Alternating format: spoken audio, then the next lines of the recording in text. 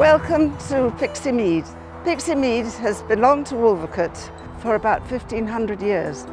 That's going as far back as the Saxon period. The land belonged to the lords of the manor of Wolvercote and Wytham, Yarnton and Begbrook. It was cut for hay at the beginning of June every year, and in the autumn it was grazed by cattle.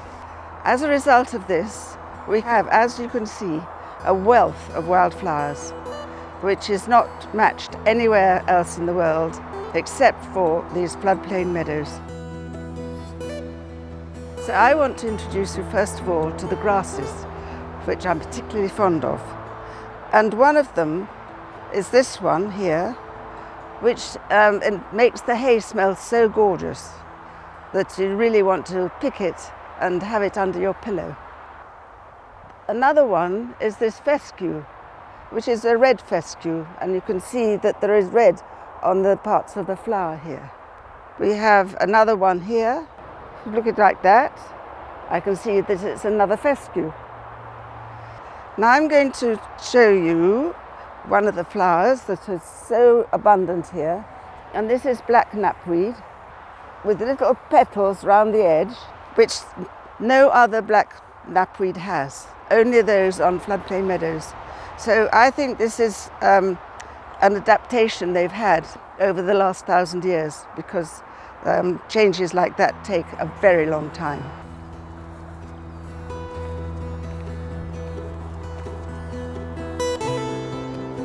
As we walked along, I noticed many burnet moths flying, and there's one just here now.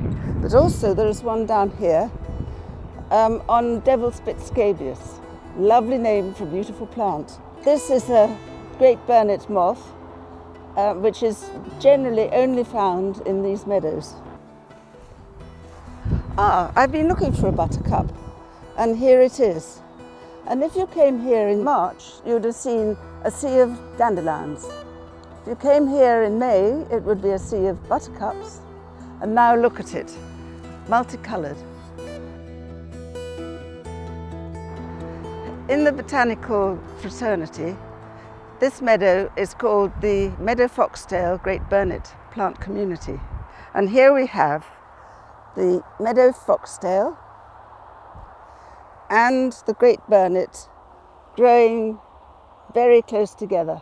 And when you look down and you see the leaves of the great burnet and you walk in the meadow, you'll see the leaves almost everywhere you put a foot, because it's been growing for so long. When I've grown it from seed, I've started off with one plant. Over the years, it's spread and spread and spread, till now it's a metre in diameter, and that's after 30 years. So it's a very slow spreading plant. And here is Deschampia cespitosa. Splendid name, but I can't remember the English name for it. But when you come to it, be very careful, because the leaves are very rough, and if you're unlucky, you'll cut your fingers. But just look at those flowers, wonderful. Another of the beautiful flowers that you can see about you, with a clump here, a clump there, and one here, it's an oxeye daisy. But I learnt my botany in the Lake District, so to me, these are moon daisies. And I think you'll find that all over the country we have country names for our individual wildflowers, and I think that's a lovely thing. Now here's a plant that I often see on Port Meadow at this time of year, and it's called eggs and bacon, because often the flowers are sometimes partly red and partly yellow. But here we've got an example on Pixey Mead where it's all yellow. It's possible that it's sometimes red because that's an indication of stress. And here there's no red, and so perhaps this is a much happier place for it to be if plants can be happy. Look what you found. That's called Jack Go to Bed at Noon. And you count the hours until noon as you do a dandelion clock. And I have just found some other plants here, which is wild garlic.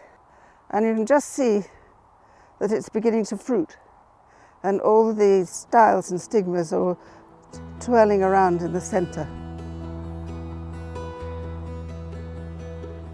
Well, we've arrived at a place where the depth of the soil down to the gravel below is much deeper, or this is just a hollow in the gravel. Either way, it means that this is much wetter. And you can tell that because you've got more Mortis-Champsia, you've got sedges, you've got iris, and then that little area in the ground changes, and you can see a line going round there in front of the darker patch of vegetation in which there are yellow ragwort. And this is marsh ragwort, which likes wet places. There's a wild barley flower, and the stamens are almost ripe, and so you can see them very well. Particularly the anthers, which are the yellow bits on the...